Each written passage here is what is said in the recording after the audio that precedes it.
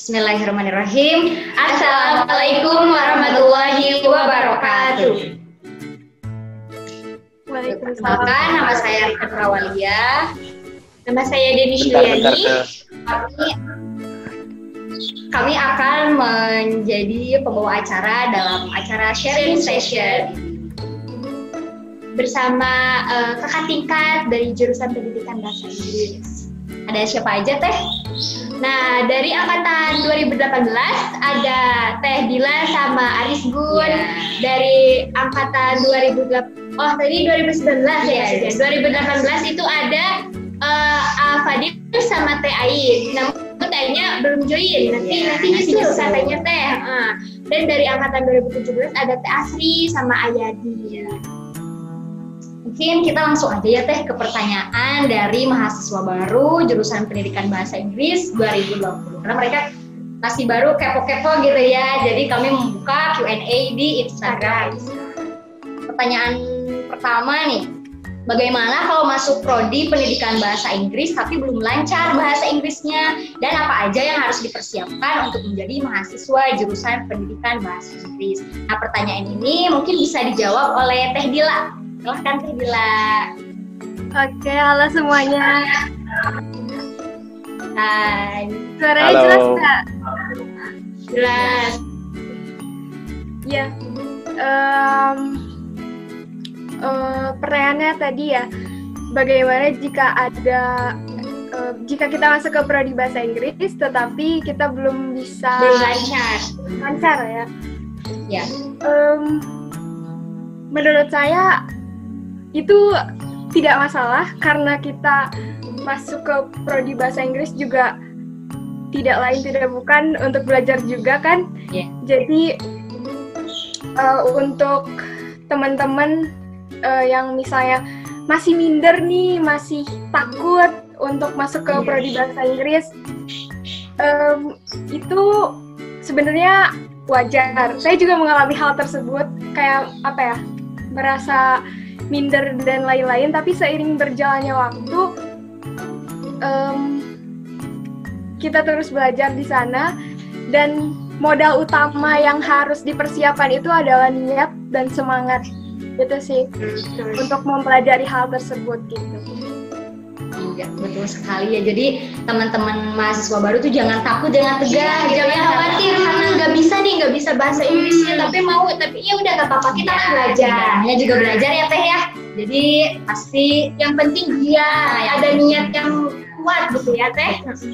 Iya. Nah, selanjutnya ada pertanyaan seperti ini. Katanya di kelas itu mahasiswa pendidikan bahasa Inggris itu menggunakan full English nggak sih? Itu. Silakan untuk Aris Gun mungkin bisa menjawabnya. Baik, terima kasih. Ada suaranya nggak Teh? Ya, kedengaran. Oke. Tadi pertanyaannya, apakah full English?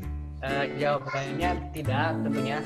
Terutama untuk semester awal atau mahasiswa baru, mungkin memang nggak terlalu sering bahasa Inggris di kelas. Tetapi biasanya dosen itu punya usaha untuk mengajak supaya mahasiswanya itu ngomong bahasa Inggris, walaupun mungkin sebagian ada yang belum lancar, tapi sebenarnya nanti bakal sering kok ngomong bahasa Inggris seperti itu. Ya, jadi enggak full English kayak gitu. Jadi ada saatnya dosen itu menerangkan bahwa nanti juga akan diterangkan kembali menggunakan bahasa Indonesia. Nggak ngerti banget gitu ya Teh. Lalu untuk pertanyaan selanjutnya nih, bagaimana karakteristik dosen-dosen pendidikan bahasa? Mungkin Rizky Gunandi juga boleh menjawabnya lagi. Jadi karakteristik dosen pendidikan bahasa Inggris itu seperti apa sih?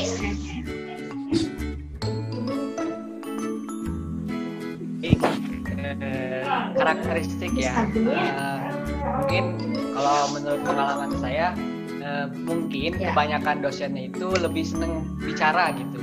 Jadi nanti mungkin mahasiswa baru akan mengalami di mana dosen itu bakal bicara terus di depan. Jadi karakternya itu seperti itu. Tapi sebenarnya bermacam-macam sih. Cuman kebanyakan dosennya itu memang senang bicara. Jadi senang didengar gitu. Karakternya sih. Iya. Seperti itu. Iya, betul sekali. Jadi pokoknya kita harus aktif ya dalam proses pembelajaran gitu. Jadi dosen ketika ada nih dosen yang senang berbicara gitu ya. Nah, lalu kita mendengarkan, jadi si dosen itu akan gak enak gitu ya. Gak enak kok, saya jadi mungkin kalau ada yang dengar dosen Inggris itu galak-galak, enggak galak sebenarnya tapi tegas karena mau mahasiswanya itu tuh lebih lebih disiplin mungkin. Jadi bukan siswa lagi tapi sebagai mahasiswa seperti itu ya. Nah, kita kan beberapa bulan terakhir ini harus belajar di rumah, harus belajar online. Nah, itu metode kuliah online dan apa sih, adakah tips and trick gitu untuk menjalannya online supaya bisa efektif seperti itu? Mungkin Ayadi bisa menjawabnya, silakan. Nah, jadi kan kita kuliah online nih, ada nggak sih metode khusus, tips and triknya gitu biar kuliah online itu berjalan dengan efektif? Silakan Ayadi untuk menjawab. Ya, oke. Terima kasih sebelumnya untuk pertanyaannya, sangat menarik sekali ya tentunya. Ini juga apa yang sudah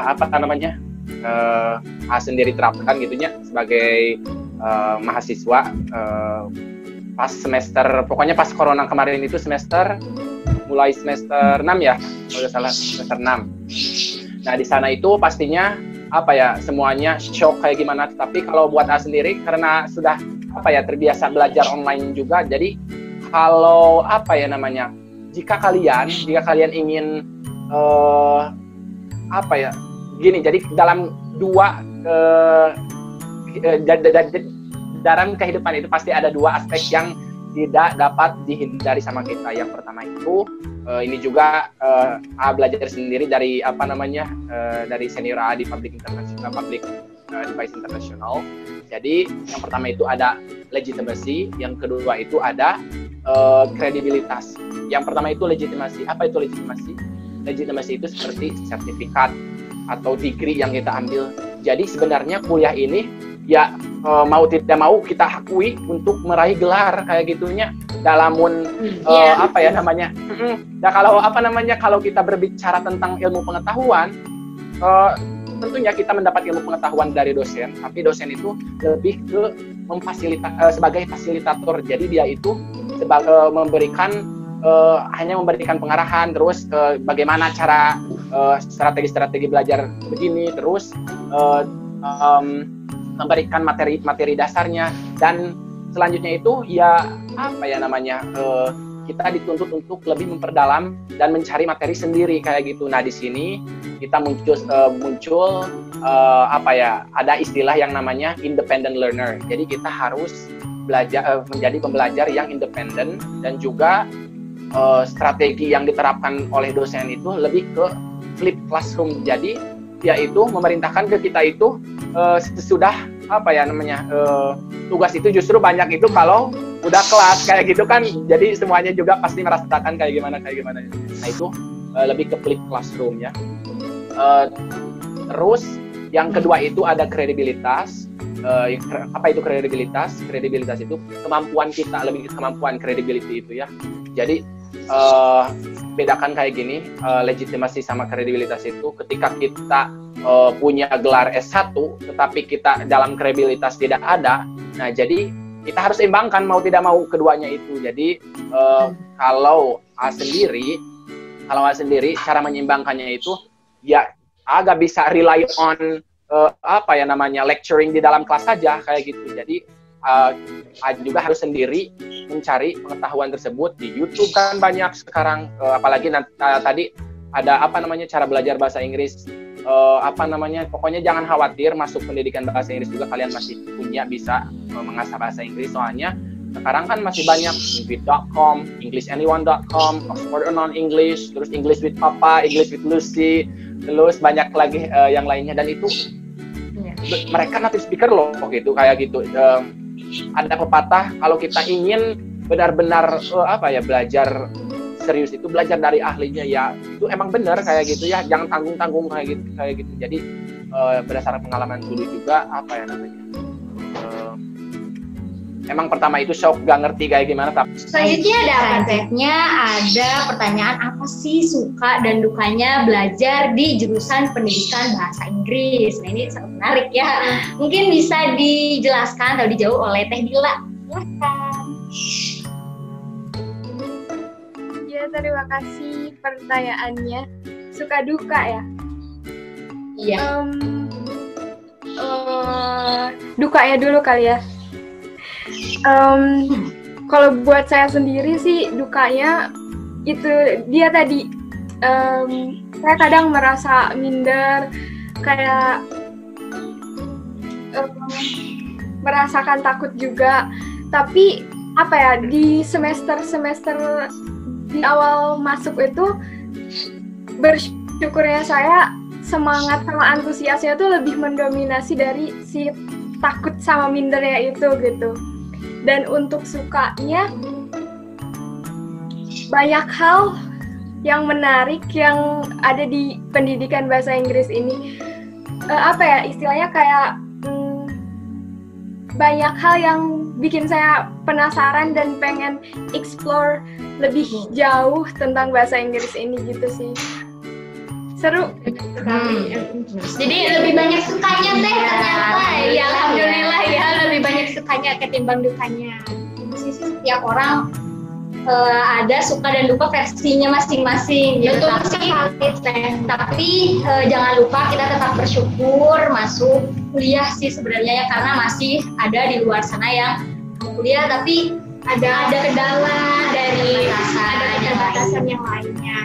Nah, ada selanjutnya pertanyaan seperti ini. Jadi mau ikut organisasi tapi bingung karena takut nggak bisa atur waktunya nih. Bagaimana sih cara mengatur waktu agar seimbang antara akademik dan organisasi? Untuk Teh Ai, silakan ya dijawab pertanyaannya. Okay. Firstly, thank you for the question. Mengatur waktu antara organisasi dan akademik. Akademik, ya. Kalau menurut saya sih, sebenarnya pada faktanya menurut saya tidak akan ada orang yang bisa mengatur waktunya dengan sangat-sangat detail dan sangat-sangat teratur, karena kan kita akan dibentur oleh skala prioritas yang memang kita sendiri kadang bingung prioritasnya itu mau seperti apa, kayak gitu. Khusus untuk saya termasuk orang yang kan bukan tipe-tipe mahasiswa itu beda-beda ya. Ada yang memang 100% pure mau fokus di akademik di kelas, ada yang mau fokus di akademik dan juga membagi fokusnya ke kegiatan-kegiatan organisasi. Nah, itu salah satunya adalah saya. Jadi membagi waktunya itu, pertama, skala prioritas saya adalah belajar pastinya ya, untuk ke kampus itu belajar. Yang kedua adalah organisasi. Jadi kalau misalnya ada dua kegiatan yang bentrok, pastinya yang harus diselesaikan terlebih dahulu adalah akademik saya, studi saya. Selanjutnya bisa langsung masuk ke organisasi, seperti itu. Nah juga bagi yang mempunyai organisasinya lebih dari satu, bisa dilihat lagi dari urgenitasnya, urgentnya. Segi urgentnya itu kayak gimana sih? Itu sih paling untuk teknisnya kita harus membuat skala prioritas sih, kayak gitu. Mengatur waktu lagi.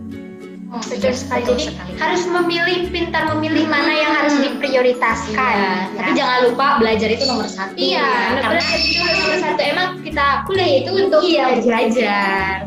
Kalau organisasi, UKM atau yang lain itu bonusnya lah. Selanjutnya ada apa Teh? Selanjutnya ada hal apa saja sih yang harus dilakukan agar kita bisa bertahan di jurusan pendidikan bahasa Inggris? Ini pertanyaannya menarik ya. Boleh Afadil untuk menjawab pertanyaannya. Ya, makasih udah mau bertanya kepada saya. Kalau cara untuk bertahan, ya alhamdulillah saya juga sampai sekarang kan masih bertahan di jurusan ini. Walaupun saya jujur emang pastilah setiap fakultas, setiap jurusan ada tantangannya tersendiri. Nah, untuk bagaimana bisa bertahan, ya pertama dari motivasi diri sendiri aja dulu gitu. Kalian di sini tuh ngapain? Kalau memang ragu, mending gak usah, begitulah istilah nama. Sama mungkin dari tuntutan juga, kalian apa sih yang ingin kalian raih gitu. Nah itu salah satu faktor yang membuat kalian bisa bertahan gitu. Intinya kalau survive itu harus jalani aja gitu kan. Apapun halangannya, rintangannya, selama kalian sabar, terus ikhlas, insya Allah bakal dilalui gitu. Begitu.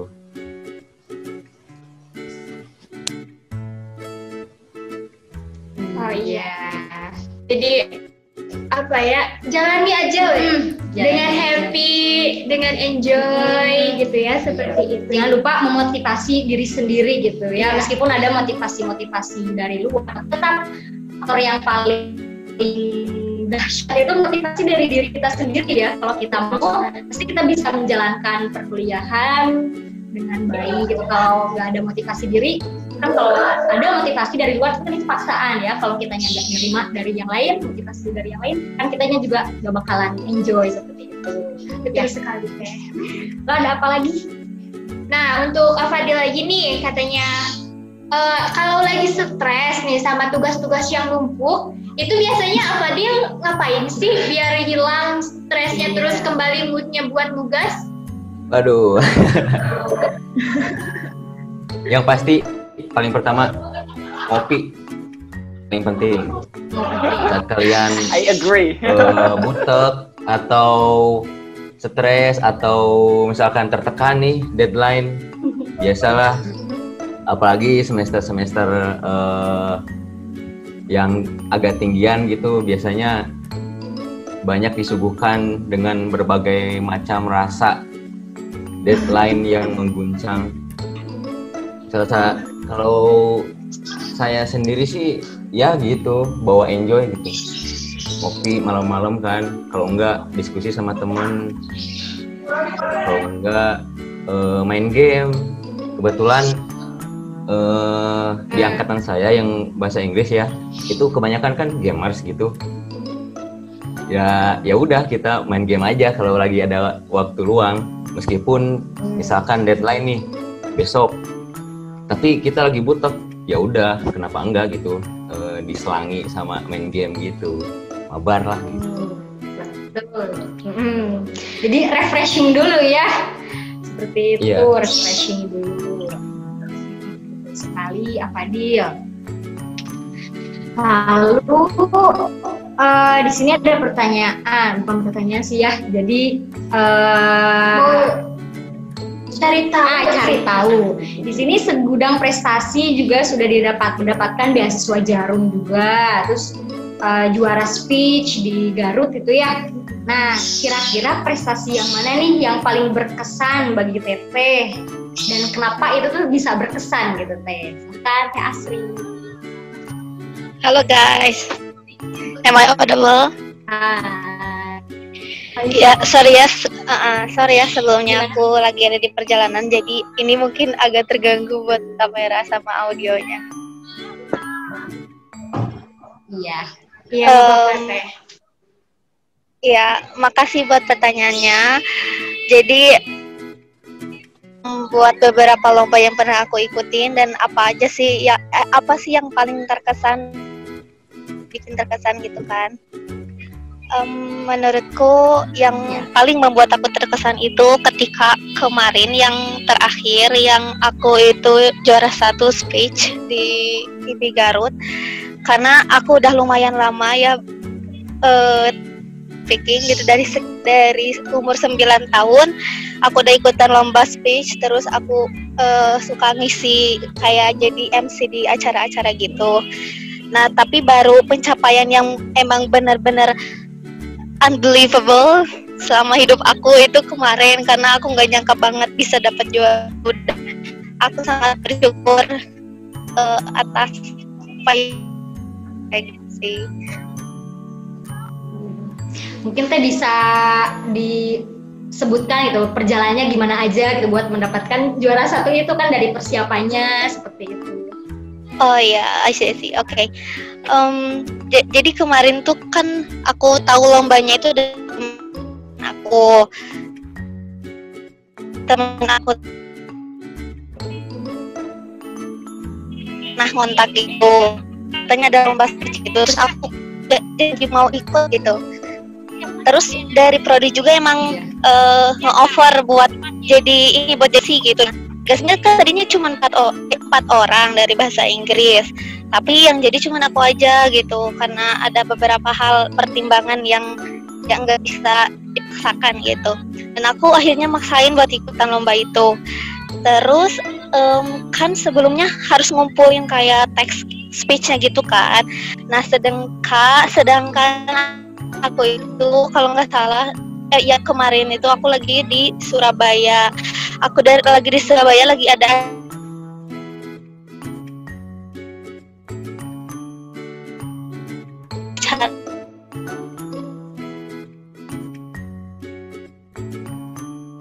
besan gitu, besan jarum, dan bener-bener mepet banget. Terus pas pulang dari Surabaya aku harus ngampus. Terus sedangkan lombanya itu hari Minggu, entah Sabtu lupa lagi. Dari Surabaya sekitar hari Kamis, terus hari Jumat aku harus kuliah.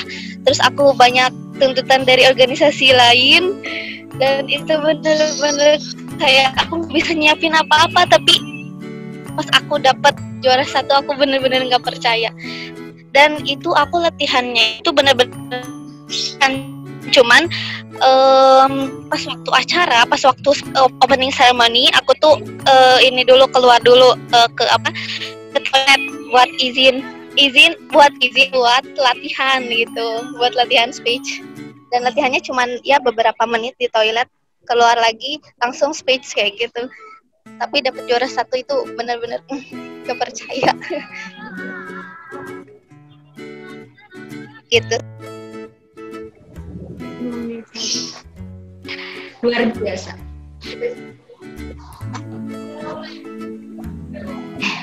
Luar biasa ya Teh, qadarullah itu ya, meskipun persiapan mungkin dirasa kurang, tapi kalau Allah sudah mentakdirkan ini juara 1 nih ya pasti itu terjadi. Hebat banget ya.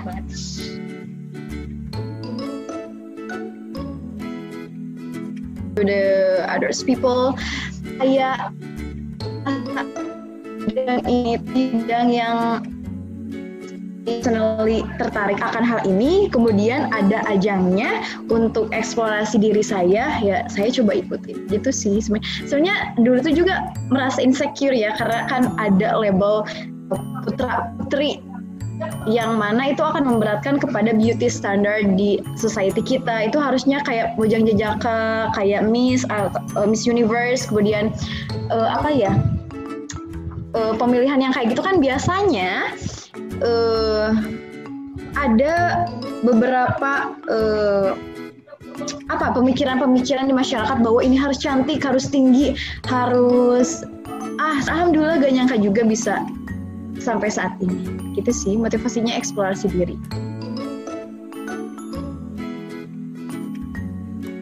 Sangat luar biasa ya Teh Ai. Pokoknya selamat menjadi Putri Siliwangi 2020. Lalu selanjutnya nih, pertanyaan terakhir. Ini Ayadi ini sangat terkenal di Unsil sebagai pemenang Masudi Awards dan berkesempatan untuk pergi ke Eropa ya gitu. Nah, kuncinya apa nih biar bisa dapat penghargaan itu, dan pengalaman apa aja yang Aida dapatkan di luar Indonesia?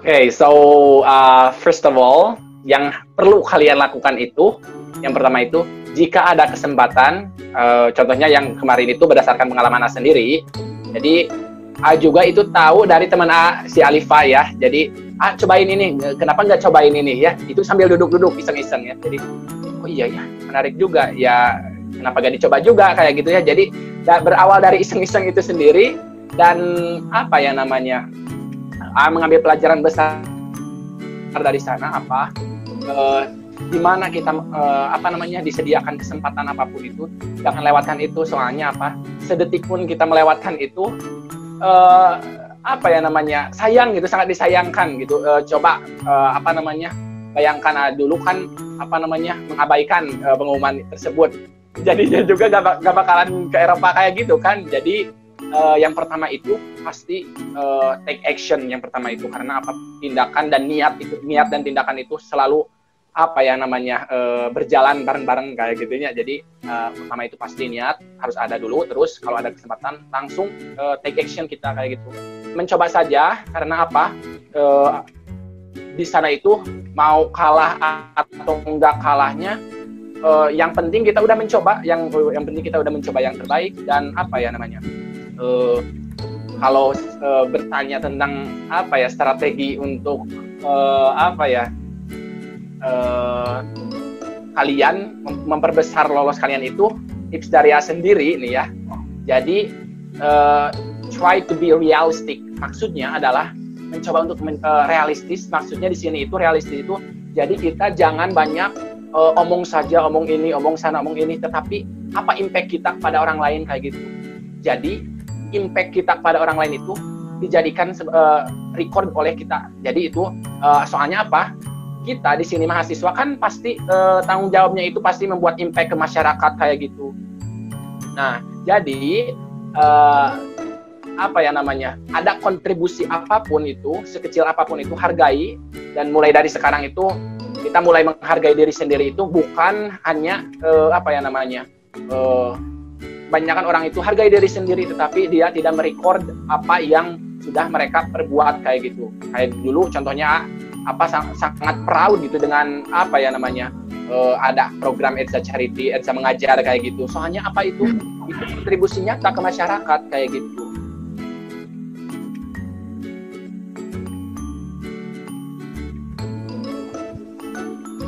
Pesan buat maba, sekarang kalian baru sudah membuka pintu menuju kesuksesan kalian.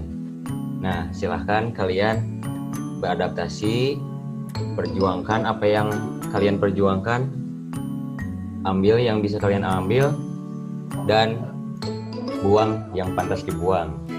There is a will, there is a way. Semangat. Terima kasih ya Fadil. Lalu ke Arizki nih ya, Arizki Gunadi. Ini untuk maba 2020, selamat belajar online, selamat berproses, usaha tidak pernah mengkhianati hasil. Jadi yuk, bisa yuk. Mantap, bisa yuk, bisa teh. Iya. Selanjutnya Teh Dila, silahkan. Ya, buat teman-teman maba 2020, pesennya nanti kalau misalnya teman-teman udah mulai merasa capek, teman-teman boleh istirahat sebentar sambil coba inget-inget kembali perjuangan teman-teman untuk berada di posisi saat ini gitu. Nanti itu bakal jadi kenangan yang interesting. Semangat. Semangat ya. Iya. Selanjutnya dari Teh Asri. Pesan dan kata-kata semangatnya untuk maba 2020. Untuk tahun 2020 semangat terus, karena ini is beginning ya. Terus pokoknya explore diri kalian sebisa mungkin, terus bangun networking yang seluas-luasnya, don't be stressed, terus forget the rest, sama do the best. Semangat. Do the best ya Teh, harus Yes. Terima kasih. Selanjutnya Teh Teh Ayi, silakan. Oke, untuk mahasiswa baru pendidikan bahasa Inggris tahun 2020, tetap semangat, tetap jujur pada diri sendiri, terus eksplorasi diri sendiri, stay positif, eksekusi setiap kesempatan yang ada di depan mata. Do your best. Ya, mantap. Selanjutnya terakhir dari Ayadi. Silahkan Ayadi. Oke. Sudah ada kan? Udah kedengeran? Oke. Kalau dari Ama gini aja, apa namanya? Unique on your own way. Soalnya apa? Dunia ini kompetitif. Kalian harus menjadi beda, tapi beda dalam hal ini bukan membesar-besarkan diri sendiri kayak apa namanya di Facebook juga ya, beda itu beda apa ya namanya menjadi kriminal kayak gitu, bukan, tapi beda dalam hal positif, terus kualitas kita ditingkatkan, dan itu akan yang akan menjadi sorotan orang lain kayak gitu. Apakah kita menjadi self-centered kayak gitu? Enggak perlu. Soalnya apa? Kayak tadi juga impact ke masyarakat, dan masyarakat juga akan melihat kok kayak gitu. Dan juga alami sekarang gitu, dan sekarang juga apa namanya membangun organisasi di sini juga, Burton Academy kayak gitu. Jadi kalian bisa kok kayak gitu juga apa namanya mulai dari niat dan take action-nya itu sendiri. Jadi niat dan take action, karena sesuatu itu dimulai dari niat dan bertindak kayak gitu. Terus yang terakhir itu jangan lupa untuk selalu ingin belajar itu, curious ya, soalnya apa? Ilmu sedikit apapun itu kalau bermanfaat untuk kita ya, itu harus ambil. Soalnya apa? Dulu juga pernah ngambil ilmu yang tidak terlihat tidak begitu besar, tetapi buat A sendiri itu akan menjadi modal kayak gitu. Contohnya public speaking kayak gitu ya. Akan punya teman malahan adik tingkat kayak gitu, kayak Siti Mardiah ya. Jadi dulu itu sharing gitu kayak gimana public speaking kayak gitunya. Soalnya lihat juga kayak gitu bahwa dia itu bagus kalau dalam satu public speaking kayak gitu ya, terutama pas menjadi MC kayak gitu kan, wah udah berpengalaman kayak gitu ya. Jadi sharing kayak gitu. Jadi tidak memandang umur, kita willing to learn from everyone kayak gitu ya, selama itu positif.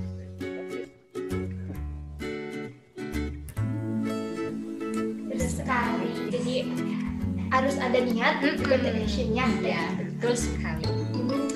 Nah, terima kasih ya.